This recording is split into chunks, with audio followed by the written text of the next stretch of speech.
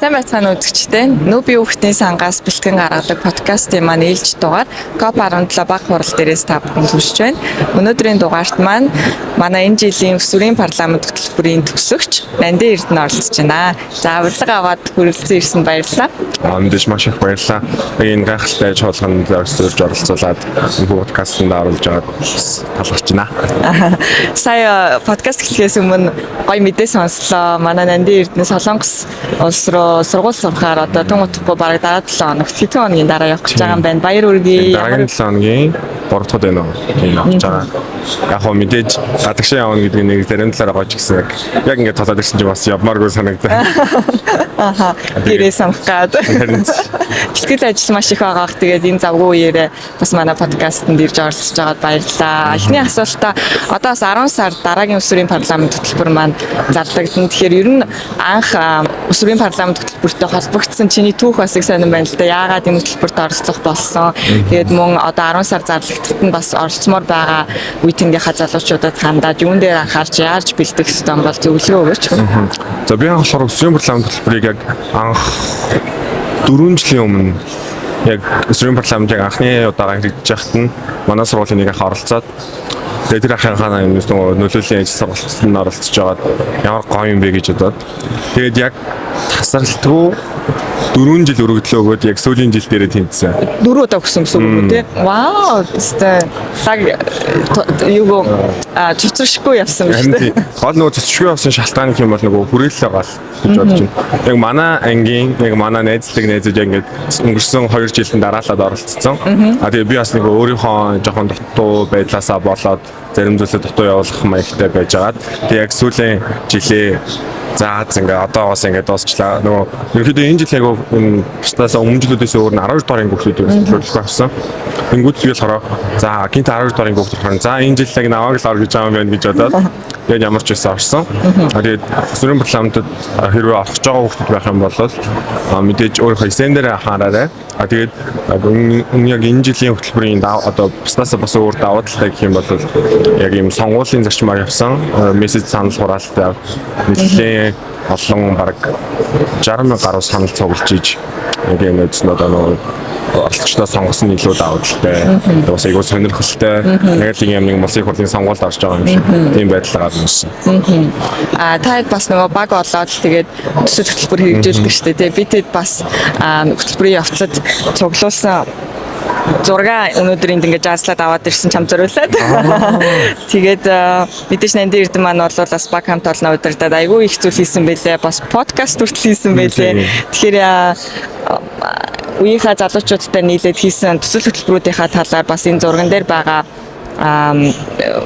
мөчүүдийнхээ талаар хуваалцаач. Ингээс ч айгүй бүтэн яг нэг жилийн дурсамж харагдаж байна. За ерөнхийдөө бол яг энэ зурган дээр харагдаж байгаачлаа энэ айгүй юм нөгөө юм үйл явдалтай дараалалтай гэдэг шиг. За эхлээд ямар ч байсан бид бүхэн нээлтэндээ оролцоод нэг чиглэл аваа. За тэгээ бүтэн нэг бүтэн үйлчлэлийн хугацаанд хичээл суугаад хагасаа өдөр болгоны 9 цагт ингээд компьютерний хоор юм хөө байдлаар хичээл суугаад за тэгээд эргээд бид нэр одоо өөрсдөө сурсан зүйлсээ дараагийн шатлалынхаа одоо дүүнертэй ч юм уу сколыг анги сургуулийнхаа за тэгээд цаашлаад одоо өөрийнхөө дүүрэн сонгогдсон дүүрийнхаа хүүхдүүдэд нөлөөлөх одоо ийм одоо цаг үеийн ирсэн. Тэгээд эхлээд ямар ч байсан бэ сургууль дээр одоо энэ зурган дээр харж байгаа сургууль дээр эхлээд ингээд орж исэн байхгүй. За тэгээд сургууль дээр ороод тэгсэн чинь нэг л юм нарсан. Яг одоо танхимын сургалт гэдэг чинь яг одоо 21-р зуунд хитрхийн нэг юм жоохон хоцрогдсон ч гэх юм уу. Одоо хүмүүс илүү их сонирхолтой, илүү юм логинхон хэрнээ хүртэлтэй зүйлд илүү татагддаг болчиход байна шүү дээ. Тэгээд үүний дараа болохоор яг сонгон яхан дүүрнийхаа хүүхдүүдтэй одоо яг тэр зураг нэр харагдаж байгаа хүүхдүүдтэй хамт нийлээд ямар ч гэсэн хоёр багталж хавагдаад за ямар ч гэсэн бид нар танхимын сургалт хийх хэрэгтэй. Танхимын сургалтад та нар дагаа явчих. Тэгээ би өөрөө бас нэг одоо удуулгын охинтойгоо хамт нийлээд за бид хоёр болохоор яг энэ сошиал талдаа хандаад явъя гэсэн юм одоо өөрөө оролцоогоор оролцоод тэгээд ер нь бол нэлээд айгүй амжилттай байсан гэж бодож байгаа. Зөвхөн яг манай дүүргэж гэлтгүй өсвөрийн парламент хөтөлбөрийн нийт одоо 21 аймаг 9 дүүргийн оролцогч маань бараг яг сүүлийн тайлангийн үзүүлэлтээр 500 гаруй мянган давхарцсан тоогоор үзэл дээрээ 500 мянган хүн гэж энэ бол үзсэн. Тэгээд яг одоо нэг хүн бичлэгийг үсрээд нэгээс 2 удаа үзлээ гэхэд бид нар бол 250 мянган хүнд бол цэвэр одоо үзэлтэнд хүрсэн гэж ерөнхийдөө тайлан дээр гаргасан. Тэгээд одоо манай энэ подкастэнд оролцсон нэг хамгийн ихний дугаар дээр оролцсон Наран Солон гэдэг бас манай парламент охин мөхөйг манай оныхон. Ер нь бол яг манай парламентын би бүх хүмүүсээр маш их багтдаг. Ягаад гэвэл парламентын хүмүүс маань одоо өөрсдийнхөө хүрээллийн хамгийн манлайлагч хамгийн шинийг илэрхийлсэн, шинийг бүтээгч, сэтгэгч, сэтгэлтэй тийм хүмүүс байдаг хгүй. Тэгэнгүүт тэр дундаасаа би Наран Солонгосоо яг энэ онцолж ярьж байгаа шалтгаан болохоор яг би нэрийг боруулж магадгүй гэхдээ Kids Education Revolution гэдэг яг нэг тийм инициатив болсон. Азийн 7 орн тэгээд Монголоос ийм 2 багш, 2 сурагч. Тэнгүүтээ нийтдээ болохоор ердөө 100 сурагч 50 багшийн юм оролцсон уулзалтанд Монголоосаа төлөвлөж оролцоод ирсэн тийм одоо охины тухайг бид подкастнаар оруулжсэн.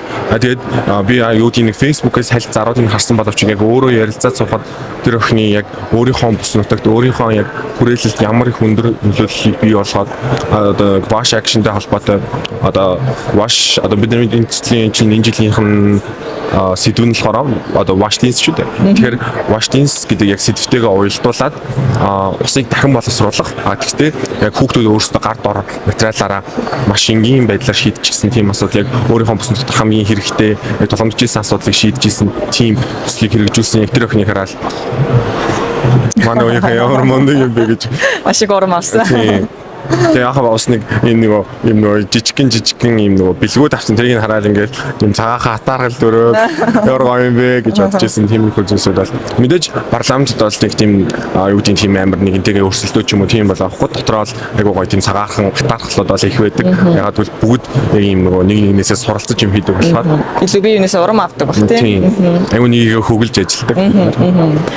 Өнөөдөр нандирд ингээ COP17 баг хуралд ирээд бас шийдвэр гаргагч нарын хэлж байгаа үгийг болж байгаа үйл явдлуудтай үйл ажиллагаануудтай танилцсан байх гэж бодож байна. Ер нь үеийнхний дуу хоолой яаж хүрэх ёстой бол за шийдвэр гаргагч нарт үеийнхнийгаа төлөөлөөд ямар гол санаа мессежийг хүргэхийг хүсдэг вэ? За ямар ч юм би яг энэ сая хаалганы өмнөх нэг юм жоохон мэдрэмжтэй хуваалцж гэж бодож байна.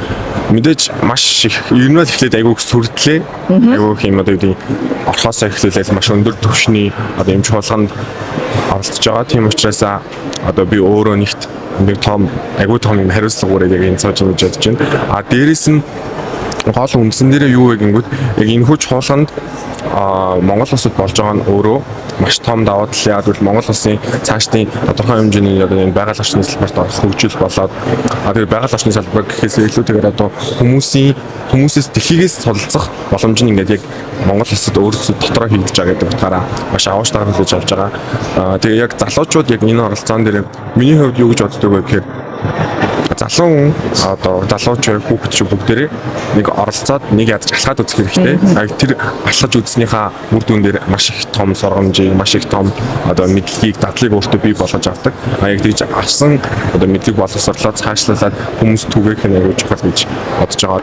Мэдээж энэ бичлэгийг үзээ сууж байхдаа өөрийнхөө яаж оролцохоо мэдэхгүй, яаж оролцохоо мэдэхгүй хүсэлт байгаа ч гэсэн ингээд хийх алхмаа болохгүй байгаа бол та яг энэ бичлэгийг дамжуулаад эсвэл бид нартай холбогдоод ч юм уу тийм яг өөрийнхөө аль газарт нь яаж хэрэг болох гэдгийг л олоосоо гэж хүсэж байна. Залуучуудад их гоё үг хандаж хэллээ. Чиний анаас сонсож байхад гол санаа нь бол аливаа зүйлийг хийхдээ айхгүйгээр юу ихний ахлахмаас хийчихээд тэгээд тийм би жоохон юм жоохон бүрэн хэлээд байж магадгүй. Үгүй тийм. Гоё хийж чинь тийм. Тэгээд нөгөө тэр санаа надад таалагд. Би анхлахаар өөрөө бас яг нөгөө парламентын одоо энэ хүрээлэл одоо энэ нөгөө оролцооны байгууллага тэгээд яг парламентд оролцох гээд нэлээд 6-7 жил айгүй ингээд одоо өөрийгөө оролцооны байгууллагаар хөгжүүлж авсан. Тэгээд энэ дондаас яг нэг юм хүн өөрийнхөө алхмыг олохол айгүй чухал юм биш. Би өөрөө одоо нэг юм хийх гээл хийж чадахгүй. Яг юунаас эхлэх юм бэ? Хиндээс очиж асуух юм гэдэггүй. Тийм үед зөндөө гарч ирсэн. Тийм болохоор одоо юу гэдэг одоо бас илүү хөгжчлөө шүү дээ. Тийм болохоор одоо бүгдээрээ сайхан ChatGPT-гээс асуудаг ч юм уу тий. Эсвэл Gemini-аас асуудаг ч юм уу тийм байдлаар өөрийнхөө оролцох арга хэлбэрийг заавал олоосоо л гэж хүсэж байна. За баярлалаа. Бас шинэ хичээлд амжилт хүсье. Завгүй үедээ ирж манай подкастт оролцсон маш их баярлалаа. Тэгээ би ч гэсэн маш их баярлалаа гэж хэлмээр энэ гайхалтай одоо чуулганд намайг одоо зочин болооч яг подкастт орж оролцуулж аваад маш их баярлалаа гэж хэлмээр байна. Тэгээд одоо UNICEF-ийн хамт олон маш их баярлалаа гэж хэлмээр байна. Одоо манай парламентыг бол бүхэл талаар маш сайхан дэмждэг. Тэгээд та бүхэнд ч гэсэн ажлын өндөр амжилт хүсье. Подкастын илүү олон хүн төрж, илүү олон хүний сэтлийг төрүүлэх байхаа гэж бодож байна. За баярлалаа. За баярлалаа.